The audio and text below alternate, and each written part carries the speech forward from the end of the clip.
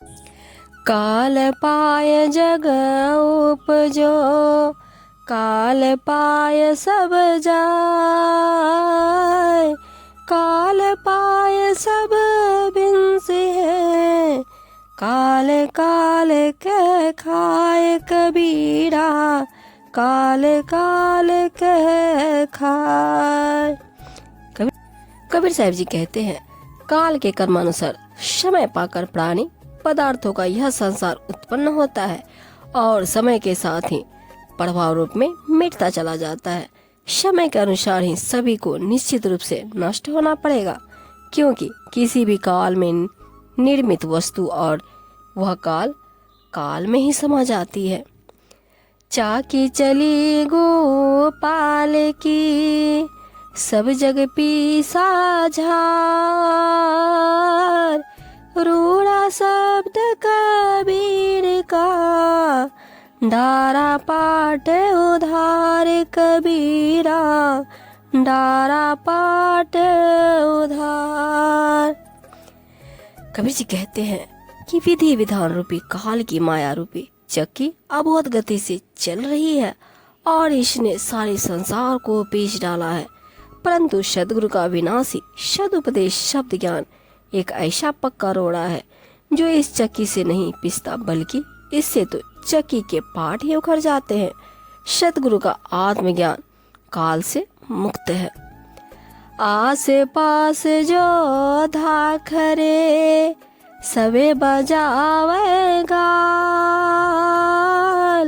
मंज महल तेले चला, ऐसा पर्वत काल कबीरा, ऐसा परबल काल। कबीर जी कहते हैं, जीव की कैसी भी स्थिति या परिस्थिति हो, इससे काल पर कोई प्रभाव नहीं पड़ता। काल अनुसार ही सबको जाना पड़ता है। आसपास चारों ओर सभी शूरवीर योद्धा खड़े रहे और अपनी वीरता के डींगे हाँकते रहे, परंतु जब तक काल सबके देखते ही देखते बीच महल से पकड़ के ले चला, तब किसी से कुछ न हो सका। वह ऐसा महाबली काल है। काल फिरे सिर ऊपरे, हाथों धरी कमान, कहे कबीर गऊ नाम को, छोड़ सकल अभिमान कबीरा, छोड़ सकल अभिमान।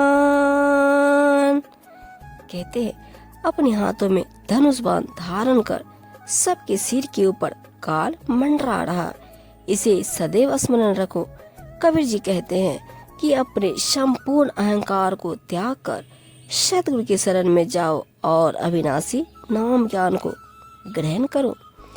काल काल सब कोई कहे, काल न चिन्ह को,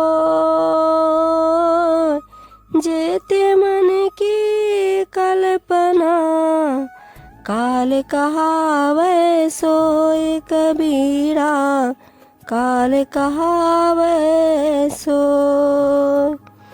कबीर जी कहते हैं, जिन मूल कारणों से मृत्यु की घटना होती है उनसे सब काल काल तो कहते हैं, परंतु जो वास्तविक काल है उसे अज्ञानी लोग परख नहीं पाते।